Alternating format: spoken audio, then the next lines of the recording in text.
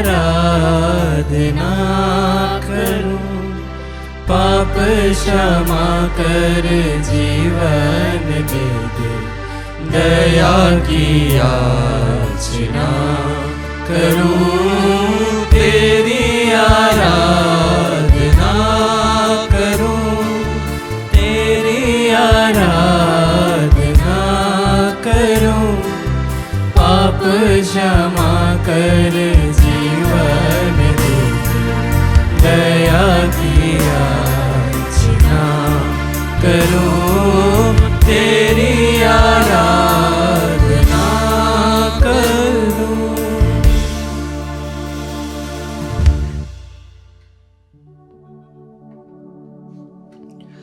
पिता और पुत्र और पवित्र आत्मा की नाम पर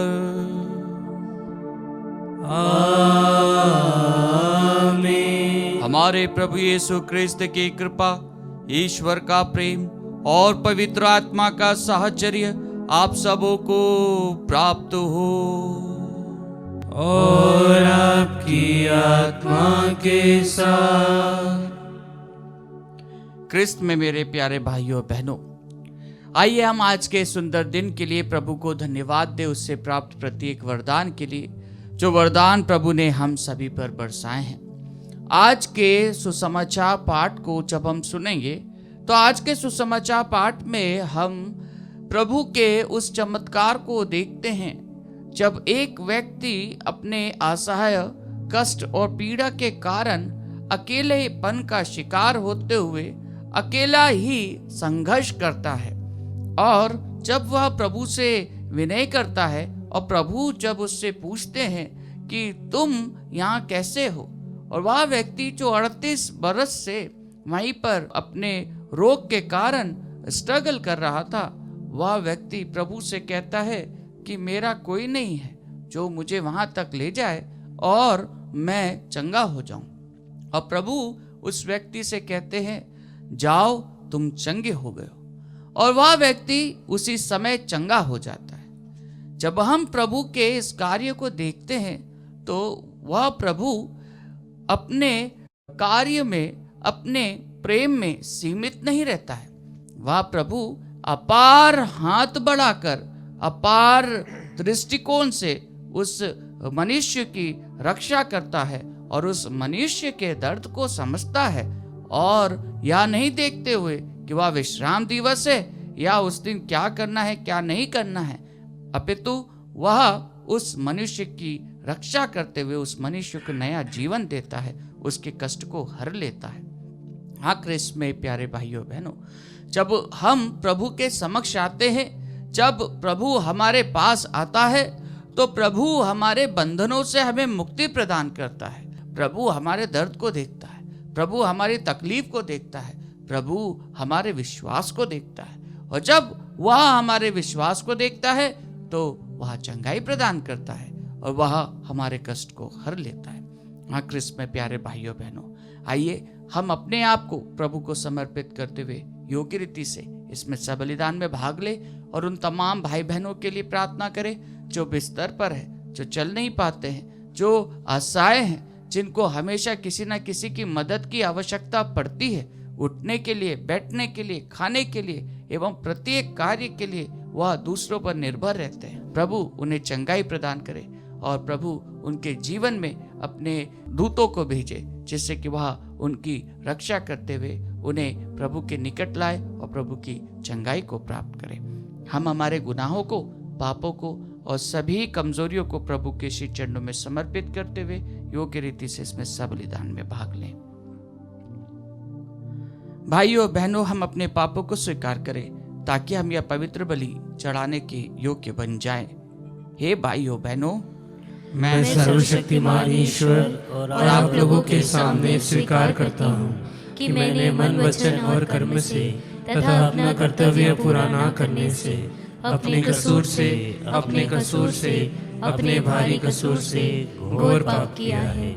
इसलिए मैं नित्य कुंवारी धन्य मरियम से, सब स्वर्गदूतों, संतों और आप लोगों से, हे भाई और बहनों, विनती करता हूँ कि आप लोग मेरे लिए प्रभु ईश्वर से प्रार्थना करें। सर्वशक्तिमान ईश्वर हम लोगों पर दया करे और हमारे पाप क्षमा कर हमें अनंत जीवन प्रदान करे। आमीन। हे प्रभु दया कर, हे प्रभु दया कर, हे क्रिस्त दया कर, हे क्रिस्त दया कर, हे प्रभु दया कर, हे प्रभु दया कर। हम प्रार्थना करें। हे प्रभु, तपस्या काल की यह पवित्र साधना तेरे विश्वासियों का हृदय तैयार करे। हमारी सुसज्जित आत्माएं पास का रहस्य का स्वागत करे और तेरी मुक्ति का जय घोष करे। यह वर दे हमारे प्रभु तेरे पुत्र यीशु क्रिस्त के द्वारा, जो तेरे तथा पवित्र आत्मा के संग एक ईश्वर होकर युगानुयुग जीते और राज्य करते हैं।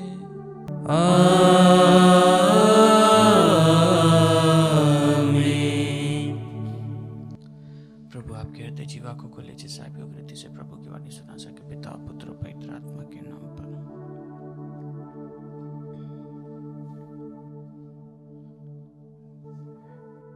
पहला पाठ नबी इज़ेकिएल का ग्रंथ, अध्याय 47, वाक्य संख्याएं 1 से 9 और 12। स्वर्गदूत मुझे मंदिर के द्वार पर वापस ले आया। वहाँ मैंने देखा कि मंदिर की दहली के नीचे से पूर्व की ओर जल निकलकर बह रहा है, क्योंकि मंदिर का मुख पूर्व की ओर था। जल वेदी के दक्षिण में मंदिर के दक्षिण पार्श्व के नीचे से बह रहा था। स्वर्गदूत मुझे उत्तरी फाटक से बाहर घुमाकर पूर्व के बाहरी फाटक तक ले गया। वहाँ मैंने देखा कि जल दक्षिण पार्श्व से टपक रहा है। उसने हाथ में माप की डोरी लेकर पूर्व की ओर जाते हुए 1000 हाथ की दूरी नापी। तब उसने मुझे जलधारा को पार करने को कहा। पानी टखनों तक था। उसने फिर 1000 हाथ नापकर मुझसे जलधारा को पार करने को कहा। पानी घुटनों तक था। उसने फिर 1000 हाथ नापकर मुझसे जलधारा को पार करने को कहा। पानी कमर तक था। उसने फिर 1000 हाथ की दूरी नापी। अब मैं उस जलधारा को पार नहीं कर सकता था। पानी इतना बढ़ गया था कि तैरकर ही उसे पार करना संभव था। उसने मुझसे कहा, मनुष्य के पुत्र, क्या आपने देखा? तब वह मुझे ले गया और बाद में उसने मुझे फिर जलधारा के किनारे तक पहुंचा दिया। वहां लौटने पर मुझे जलधारा के दोनों तटों पर बहुत से पेड़ दिखाई पड़े। उसने मुझसे कहा, यह जल पूर्व की ओर बहकर अराबा घाटी तक पहुंचता और समुद्र में गिरता है। यह उस समुद्र के खारे पानी को मीठा बना देता है।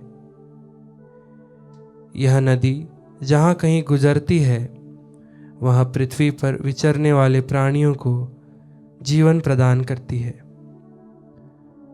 वहाँ बहुत सी मछलियाँ पाई जाएंगी, क्योंकि यह धारा समुद्र का पानी मीठा कर देती है और जहाँ कहीं भी पहुँचती है जीवन प्रदान करती है। नदी के दोनों तटों पर हर प्रकार के फलदार पेड़ उगेंगे। उनके पत्ते नहीं मुरझाएंगे और उन पर कभी फलों की कमी नहीं होगी। वे हर महीने नए फल उत्पन्न करेंगी, क्योंकि उनका जल मंदिर से आता है। उनके फल भोजन और उनके पत्ते दवा के काम आएंगे। प्रभु की वाणी। ईश्वर को धन्यवाद। भजन अनुवाक्य। विश्व मंडल का प्रभु हमारे साथ है, याकूब का ईश्वर हमारा गढ़ है। विश्व मंडल का प्रभु हमारे साथ है, याकूब का ईश्वर हमारा गढ़ है। ईश्वर हमारा आश्रय और सामर्थ्य है। वह संकट में सदा हमारी सहायता करता है, इसलिए हम नहीं डरेंगे। चाहे पृथ्वी कांप उठे, चाहे पर्वत समुद्र के गर्त में खिसक जाएं। अनुवाक्य। विश्वमंडल का प्रभु हमारे साथ है, याकूब का ईश्वर हमारा गढ़ है। एक नदी ईश्वर के नगर का, सर्वोच्च ईश्वर के पवित्र निवास स्थान को आनंदित कर देती है। ईश्वर उस नगर में रहता है, वहां कभी कष्ट नहीं होगा। ईश्वर प्रातः काल उसकी सहायता करता है। अनुवाक्य। विश्वमंडल का प्रभु हमारे साथ है, याकूब का ईश्वर हमारा गढ़ है। विश्वमंडल का प्रभु हमारे साथ है, याकूब का ईश्वर हमारा गढ़ है। आओ प्रभु के अपूर्व कार्यों का मनन करो। वह पृथ्वी पर महान चमत्कार दिखाता है। अनुवाक्य। विश्वमंडल का प्रभु हमारे साथ है, याकूब का ईश्वर हमारा गढ़ है। जय घोष। हे ईश्वर, मेरा हृदय फिर शुद्ध कर और मुक्ति का आनंद मुझे फिर प्रदान कर।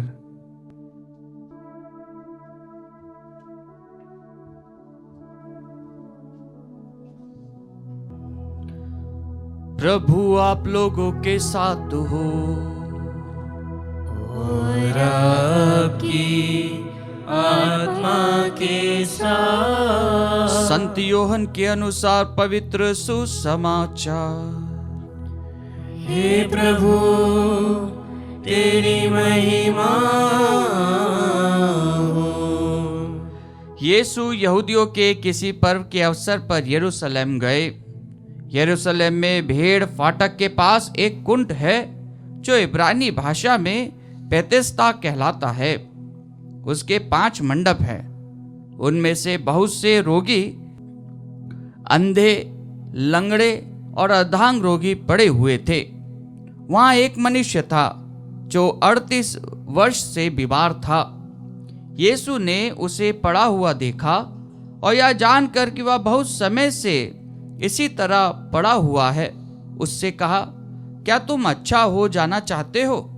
रोगी ने उत्तर दिया, महोदय, मेरा कोई नहीं है जो पानी के लहराते ही मुझे कुंड में उतार दे। मेरे पहुंचने से पहले ही उसमें कोई उतर पड़ता है। यीशु ने उससे कहा, उठकर खड़े हो जाओ, अपनी चारपाई उठाओ और चलो। उसी क्षण वह मनुष्य अच्छा हो गया और अपनी चारपाई उठाकर चलने फिरने लगा। वह विश्राम का दिन था, इसलिए यहूदियों ने उससे जो अच्छा हो गया था कहा, आज विश्राम का दिन है, चारपाई उठाना तुम्हारे लिए उचित नहीं है। उसने उत्तर दिया, जिसने मुझे अच्छा किया उसी ने मुझसे कहा, अपनी चारपाई उठाओ और चलो। उन्होंने उससे पूछा, कौन है वह जिसने तुमसे कहा, अपनी चारपाई उठाओ और चलो? चंगा किया हुआ मनुष्य नहीं जानता था कि वह कौन है, क्योंकि उस जगह बहुत भीड़ थी और यीशु चुपके से चले गए थे। बाद में मंदिर में मिलने पर यीशु ने उससे कहा, देखो, तुम चंगे हो गए हो, फिर पाप नहीं करो, कहीं ऐसा ना हो कि तुम पर और भी भारी संकट आ पड़े। उस मनुष्य ने जाकर यहूदियों को बताया कि जिन्होंने मुझे चंगा किया है वह यीशु है।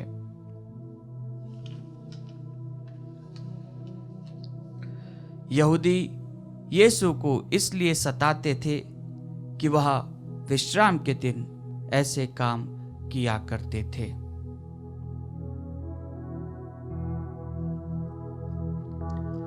प्रभु का सुसमाचार। हे क्रिस्त, तेरी स्तुति हो। क्रिस्त में मेरे प्यारे भाइयों और बहनों, आज के प्रथम पाठ में हम नबी एजेकियल के ग्रंथ से सुनते हैं कि किस प्रकार मंदिर में से एक धारा निकलती है, वह एक समुद्र के रूप में विकसित होता है और उसके कोने पे पंछी रहते हैं, पशु रहते हैं और उसके द्वारा जीवन का संचालन होता है। कई पेड़ रहते हैं और हरी हरी पत्तियां रहती है। जब हम इस बात का विवरण देखते हैं कि उसके पत्ते कभी नहीं मुरझाएंगे और उस पर कभी फलों की कमी नहीं होगी, एक सिंबल्स के द्वारा अगर हम इसको देखेंगे कि किस प्रकार यह ईश्वर की आशीष जो प्रभु के मंदिर से, प्रभु के द्वारा जो निकलती है, वह हमारे जीवन में कई बार slowly slowly slowly slowly slowly slowly हमें नव जीवन प्रदान करती है।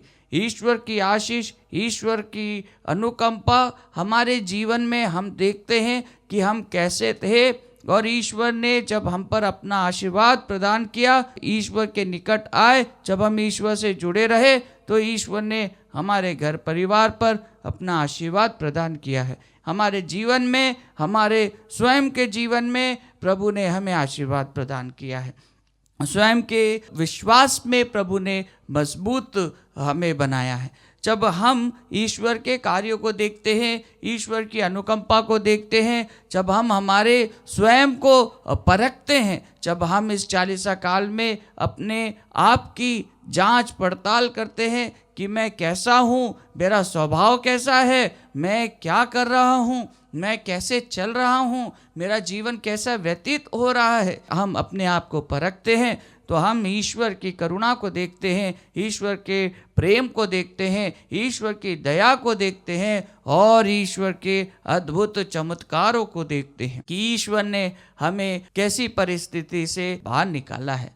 हाँ, क्रिस्त में प्यारे भाइयों बहनों, आज के दूसरे सुसमाचार पाठ में भी हम यही बात सुनते हैं कि किस प्रकार सुसमाचार पाठ में एक रोगी जो 38 बरस से पीड़ित था और वह ईश्वर की अनुकंपा के लिए, ईश्वर की दया के लिए पूरे विश्वास के साथ में उसे वेट करता था कि कोई उसे उस कुंड तक का लेके जाए, जैसे ही दूध पानी हिलाए वैसे ये पहुंच जाए, लेकिन ये नहीं पहुंच पाता था क्योंकि इसका कोई नहीं था। लेकिन इसका विश्वास था कि ये उस कुंड में जाएगा तो भला चंगा हो जाएगा। लेकिन जब प्रभु उससे पूछते हैं क्या तुम अच्छा होना चाहते हैं, तो वह व्यक्ति ये नहीं बोलता है हाँ मैं अच्छा होना चाहता हूँ, वो बोलता है मेरा कोई नहीं है जो मुझे उस कुंड के अंदर लेके जाए, जो मुझे उस कुंड के अंदर डाल दे, मेरा कोई नहीं है। वह व्यक्ति का विश्वास था कि वह व्यक्ति जब जाएगा तो वह भला चंगा हो जाएगा, इसलिए वह सिर्फ एक आस लगाए कि कोई उसको अपना मिल जाए। उस आस के सहारे वह बैठता है और प्रभु को जब वह देखता है तो प्रभु उससे कहते हैं जाओ अपनी चारपाई उठाओ और चलो फिरो। वह व्यक्ति उस समय ये नहीं सोचता कि आज विश्राम है, आज के दिन ये नहीं करना है। No argument. क्यों? क्योंकि वह प्रभु में अपनेपन को देखता है, प्रभु को वह अपने उस निकटतम प्रिय के रूप में देखता है जो उसका सहारा बनता है, जो उसकी तकलीफ को देखता है, उसके दर्द को देखता है, जो उसके दर्द को समझता है। और जब वह उस दर्द को समझता है तो प्रभु के वचन के माध्यम से वह अपना सब कुछ उठाता है और चारपाई उठाकर वो चलता है। हाँ, क्रिस्त में प्यारे भाइयों बहनों, जब हम प्रभु के विश्वास में अपने आप को परिपक्व बनाते हैं, जब हम अपने आप को प्रभु को समर्पित कर देते हैं, जब हम प्रभु को अपना समझते हैं, जब हम प्रभु से लगाव में प्रभु के द्वारा अपनेपन को ग्रहण करते हैं, तो हम प्रभु के चमत्कारों को देखते हैं। और यही बात आज के इस रोगी के द्वारा या जो व्यक्ति है इसके द्वारा हम पाते हैं। एक छोटा सा विश्वास, एक छोटा सा बीज, एक छोटा सा एक्शन कि किस प्रकार वह अपनेपन का, अकेलेपन में वह शिकार था कि उसका कोई नहीं। वह अपने वचनों के माध्यम से कहता है कि महोदय मेरा कोई नहीं है जो पानी के लहराते ही मुझे कुंड में उतार दे, मेरे पहुंचने से पहले ही उसमें कोई और उतर पड़ता है। और जब वह प्रभु की बातों को सुनते हुए प्रभु से यह कहते हैं तो प्रभु उससे और कोई आर्ग्यूमेंट नहीं करते। प्रभु उससे कहते हैं उठ कर खड़े हो जाओ, अपनी चारपाई उठाओ और चलो। उसी क्षण वह व्यक्ति अच्छा हो जाता है। प्रभु हमसे कहता है कि ये पूर्ण हो, और उस पूर्णता के लिए हमें भी साक्ष्य देना है। जिस प्रकार वह मनुष्य, उसे तो मालूम भी नहीं था कि वह प्रभु है, उसे तो मालूम भी नहीं था कि वह व्यक्ति अपना है या वो व्यक्ति कौन है, वह व्यक्ति मुक्तिदाता है, उसे मालूम भी नहीं था। जब लोग उसे पूछ रहे थे तो वह कहता है जिसने मुझे अच्छा किया उसने मुझसे यह कहा इसलिए मैंने किया। कितना प्रमुख बात है, कितना गहरा विश्वास है। नहीं तो उसको क्या जरूरत थी चारपाई, वो तो ऐसे भी चल सकता था। चारपाई उठाना उस दिन एक काम के रूप में था, और उस व्यक्ति ने अपनी चारपाई उठाई और वह चला, और लोगों ने उसे रोका। कई बार हमारे जीवन में भी जब हम ईश्वर के कार्यों को करते हैं तो रुकावटें आती हैं। कई बार हम पर ताने कसे जाते हैं, कई लोग हमें ढोंगी के रूप में भी दर्शाते हैं, लेकिन हम अपने आप को जानते हुए, अपने विश्वास में परिपक्व होते हुए, हम अपने आप को कितना प्रभु के निकट लाते हैं यह हमारे ऊपर है। जिस प्रकार वह मनुष्य बाद में जब प्रभु को मंदिर में मिलता है तो प्रभु उससे कहते हैं देखो तुम चंगे हो गए हो, फिर पाप नहीं करो, कहीं ऐसा ना हो कि तुम पर और भी भारी संकट आ पड़े। कितनी गहराई वाली बात है कि जब प्रभु अपने शिष्यों को या अपने प्रियो को जब वह प्रभु जब भी चुनता है, यही बात प्रभु उनसे बार बार कहता है। जब हम उस स्त्री को देखते हैं जिस स्त्री को शहर के बाहर पत्थर से मारने के लिए तैयारी की जाती है, उसे भगा भगा के उसे बाहर ले जाया जाता है, लोगों के हाथ में पत्थर रहते हैं और एंट्री होती है प्रभु की बीच में, लाइन खींचते हुए प्रभु कुछ लिखते हैं, और प्रभु उन लोगों से कहते हैं जिनके हाथ में पत्थर है, उनसे कहते हैं जिसने पाप नहीं करा वो पहला पत्थर मारे, लेकिन कोई भी पत्थर नहीं मारता है। और प्रभु उस स्त्री से कहते हैं जाओ, मैं भी तुम्हें दंड नहीं देता, फिर पाप ना करो, फिर पाप ना करो। और वो स्त्री पाप ना करने के कारण वह स्त्री प्रथम स्त्री बन जाती है जो प्रभु के रूपांतरण को देखती है, प्रभु को रूपांतरित होते हुए देखती है। सबसे पहला दर्शन वह स्त्री करती है, क्योंकि अपने जीवन में वह उस प्रभु की अहमियता को समझ जाती है, उस प्रभु की इम्पोर्टेंस को समझ जाती है और उसके वचन पर आचरण करती है। आइए क्रिस्त में प्यारे भाइयों बहनों, आज के सुंदर दिन में जब हम प्रभु के वचनों पर मनन करते हैं तो हम प्रभु से प्रार्थना करें कि प्रभु हमें हमारे विश्वास में परिपक्व बनाए, हमें हमारे विश्वास में मजबूत बनाते हुए, जिससे कि हम प्रभु के नियम कायदे कानून, प्रभु की शिक्षा को अपने जीवन में अपना पाए, उसके अनमोल वचनों को हम ग्रहण कर पाए और पाप से दूर रहे।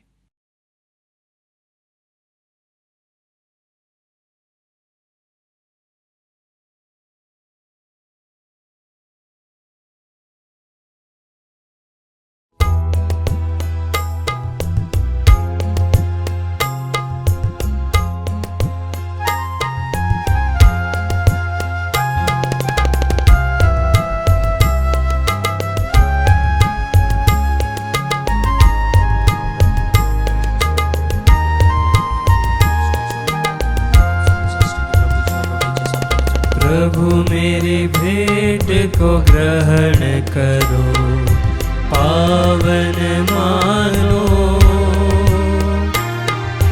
पावन मानो,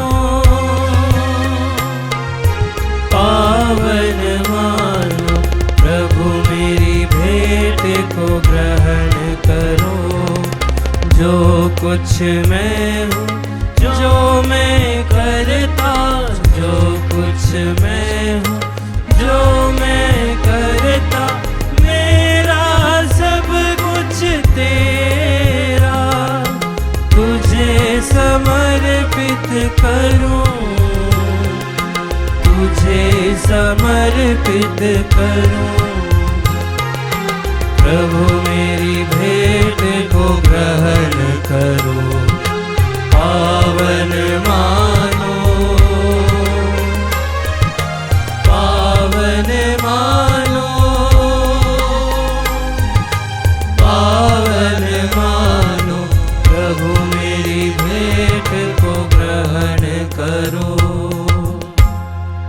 भाइयों और बहनों, प्रार्थना कीजिए कि सर्वशक्तिमान पिता ईश्वर मेरा और आप लोगों का यह बलिदान स्वीकार करे। प्रभु अपने नाम की स्तुति तथा महिमा के लिए और हमारे तथा अपने समस्त पवित्र कलीसिया के लाभ के लिए आपके हाथों से यह बलिदान स्वीकार करें। हम प्रार्थना करें। हे प्रभु, हम तेरे ही उपहार तुझे चढ़ाते हैं। ये साक्ष्य दे कि तेरी सृष्टि वस्तुएं नश्वर मनुष्य की सहायता करती और हमारे लिए अमृतों की औषधि बन जाती है। हमारे प्रभु क्रिस्त के द्वारा। आमीन। प्रभु आप लोगों के साथ हो और आपकी आत्मा के साथ। प्रभु में मन लगाइए। हम प्रभु में मन लगाए हुए हैं। हम अपने प्रभु ईश्वर को धन्यवाद दे। यह उचित और न्याय संगत है।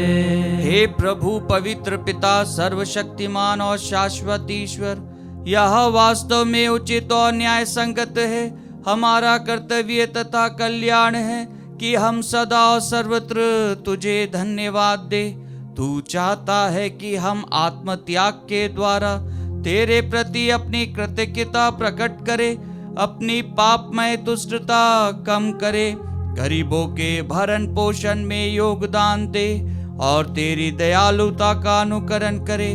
इसलिए असंख्य स्वर्गदूतों के स्वर में स्वर मिलाकर हम भी तेरी महिमा का बखान करते हैं।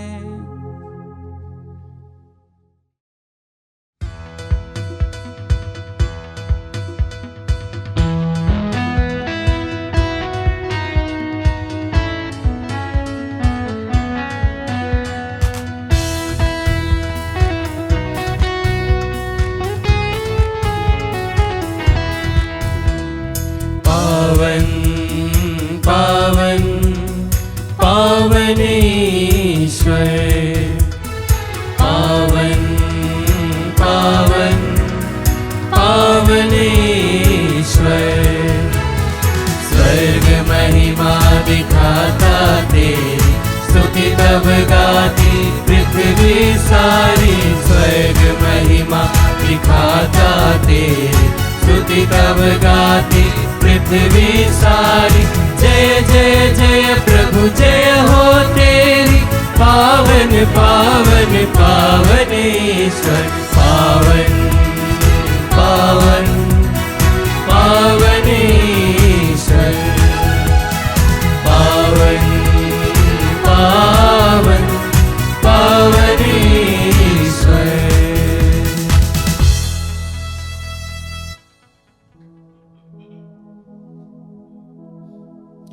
हे प्रभु, तू वास्तव में पवित्र है, सारी पवित्रता का स्रोत है। हम तुझसे प्रार्थना करते हैं, तू इन उपहारों को अपनी आत्मा के संस्पर्श से पवित्र कर दे, कि ये हमारे प्रभु यीशु क्रिस्त का शरीर तथा रक्त बन जाए। जब वे स्वेच्छा से मृत्यु के लिए सौंपे गए, उन्होंने रोटी ली, तुझे धन्यवाद दिया और रोटी तोड़कर उसे अपने शिष्यों को देते हुए कहा, तुम सब इसे लो और इसमें से खाओ, क्योंकि यह मेरा शरीर है जो तुम्हारे लिए बलि चढ़ाया जाएगा। तुम मेरी स्मृति में यह किया करो।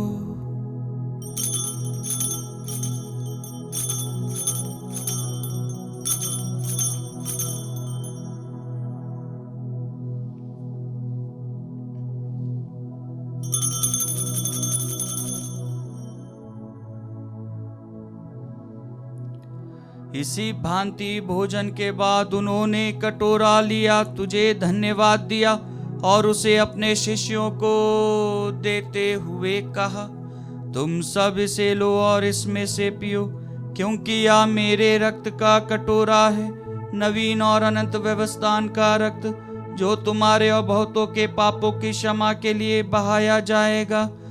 तुम मेरी स्मृति में यह किया करो।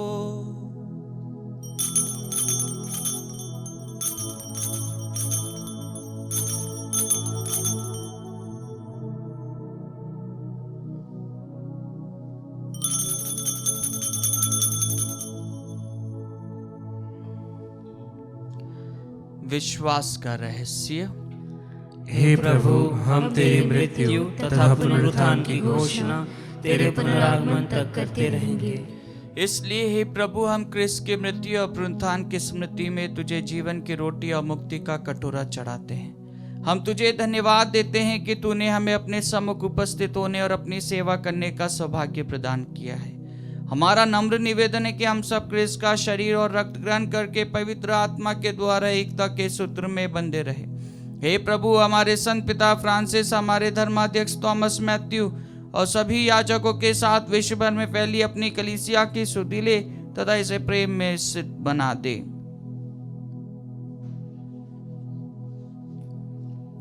हमारे उन भाई बहनों की भी सुधि ले जो पुनरुत्थान की आशा में परलोक सिधार चुके हैं।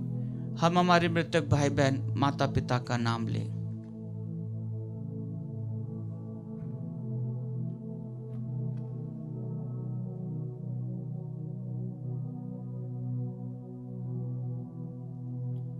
उन्हें और सभी मृतकों को अपने दर्शन का सौभाग्य प्रदान कर हम सब पर दया दृष्टि डाल के हम भी अनंत जीवन के सहभागी बने। और ईश्वर की माता धन्य कुंवारी मरियम, उनके वर धन्य योसेफ, धन्य प्रेरितों तथा सब संतों के साथ जो युग युग में तेरे प्रति विश्वस्त बने रहे, तेरी स्तुति और महिमा कर सके तेरे पुत्र यीशु क्रिस्त के द्वारा।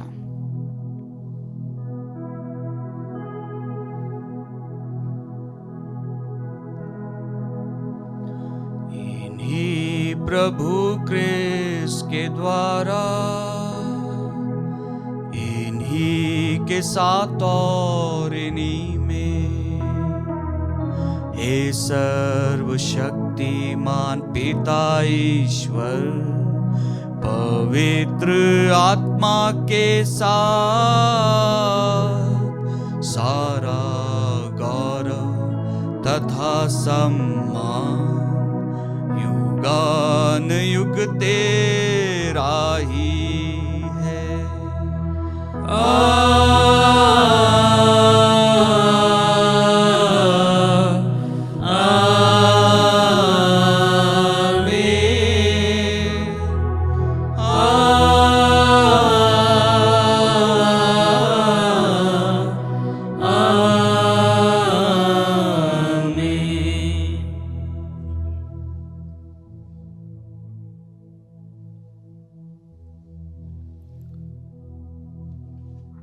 हम सब मिलकर पिता ईश्वर से प्रार्थना करें जैसे प्रभु यीशु ने हमें सिखाया है।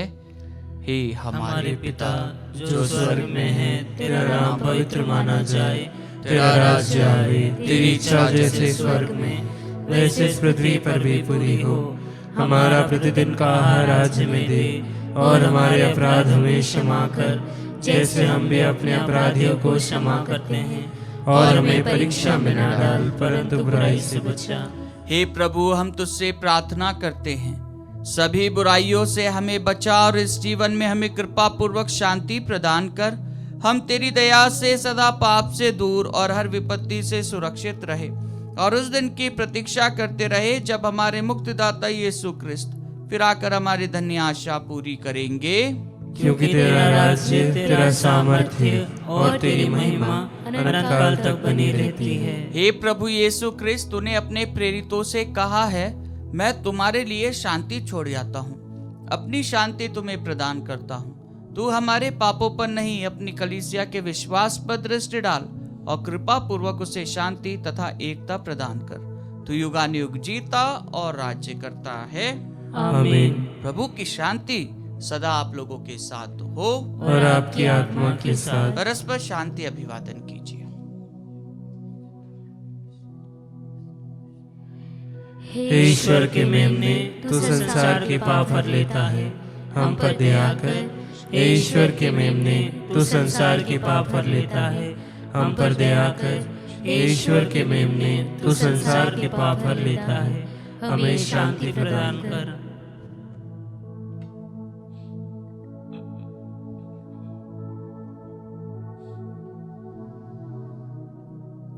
देखिए ईश्वर का मेमना, इन्हें देखिए जो संसार के पाप हर लेते हैं। धन्य है वे जो मेमने के भोज में बुलाए गए हैं। हे प्रभु, मैं इस योग्य नहीं हूँ कि तू मेरे यहाँ आए, कि तू एक ही शब्द कह दे और मेरी आत्मा चंगी हो जाएगी। इसका शरीर और रक्त अनंत जीवन के लिए हमारी रक्षा करता रहे।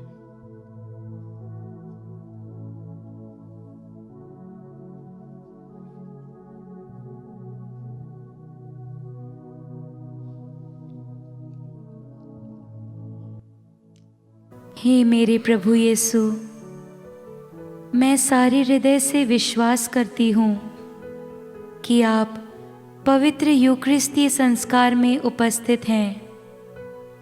हे प्रभु, मैं सभी चीज़ों से बढ़कर आपको प्रेम करती हूँ और मेरी यही अभिलाषा है कि आप मेरी आत्मा में आकर बस जाएं, क्योंकि हे प्रभु, मैं आपको आज ग्रहण करने में असमर्थ हूँ। हे प्रभु, आध्यात्मिक रूप से आकर मेरे हृदय में समा जाइए। हे यीशु, मैं आज आप में एक होना चाहती हूँ और आप में समा जाना चाहती हूँ। हे प्रभु, यह कभी ना होने पाए कि मैं आपसे कभी अलग हो जाऊं। आमीन। कम्युनियन अग्रस्तव। प्रभु मेरा चरवाहा है, मुझे किसी चीज की कमी नहीं। वह मुझे हरे भरे मैदानों में बैठाता और शांत जल के पास ले जाकर मुझ में नवजीवन का संचार करता है।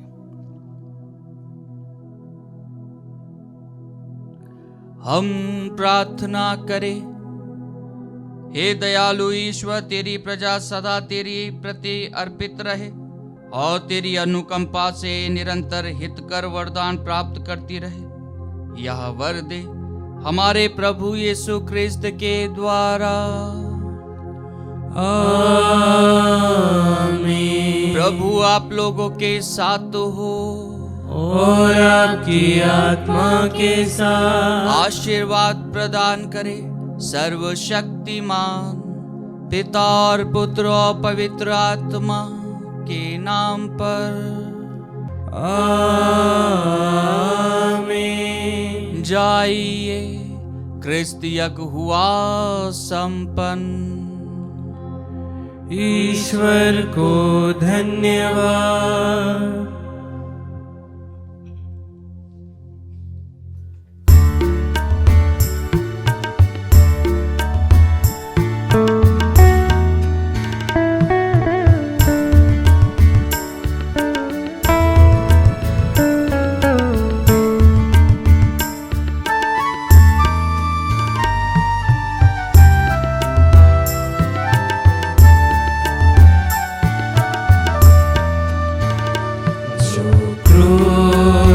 पे कुर्बान है वो मेरा मसीहा है।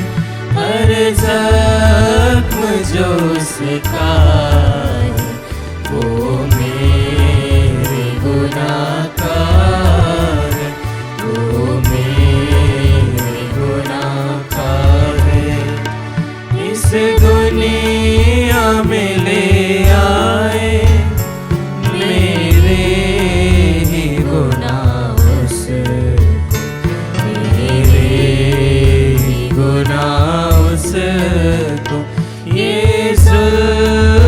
सितम उस पर मैंने ही कराया, मैंने ही कराया।